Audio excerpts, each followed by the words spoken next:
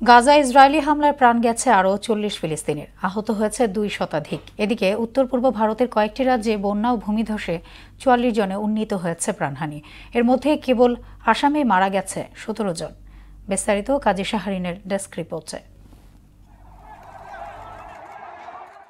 গাজা জুড়ে বিমান ও স্থল হামলা অব্যাহত রেখেছে নেতানিয়াহু সেনারা। আশ্রয় কেন্দ্র সহ বিভিন্ন স্থানে ইসরায়েলি বর্বরতায় প্রাণ গেছে আরও ৪০ ফিলিস্তিনির, আহত হয়েছে ২ শতাধিক। ১৯ মাসেরও বেশি সময় ধরে চালানো হামলায় প্রাণহানি ছাড়িয়েছে ৫৪,৫০০।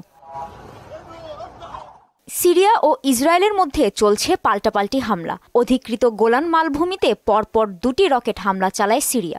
জবাবে সিরিয়ার অস্ত্রভাণ্ডারে ক্ষেপণাস্ত্র হামলা চালায় ইসরায়েল। বিবিসির তথ্যমতে হামলায় অসংখ্য প্রাণহানি ও সম্পদের ক্ষতি হয়েছে। ওয়ালটন আবারও মিলিয়নিয়ার অফারে ওয়ালটন ফ্রিজ কিনে আপনিও হয়ে যেতে পারেন মিলিয়নিয়ার। আসাম সহ উত্তর পূর্ব ভারতের কয়েকটি রাজ্যে বন্যা পরিস্থিতি অবনতি হয়েছে। দুর্যোগে মৃতের সংখ্যা বেড়ে দাঁড়িয়েছে ৪৪ জনে। এছাড়া অরুণাচলে ১২, মেঘালয়ে ৬, মিজোরামে ৫, ত্রিপুরায় ২ এবং নাগাল্যান্ড ও মণিপুরে ১ জন করে মারা গেছেন। প্রেসিডেন্ট ডোনাল্ড ট্রাম্পের বাজেট বিলকে জঘন্য আখ্যা দিয়েছেন মার্কিন ধনকুবের ইলন মাস্ক। বাজেট বিলের কড়া সমালোচনা করে তিনি বলেন, এটি মার্কিন নাগরিকদের ওপর ঋণের বোঝা বাড়াবে।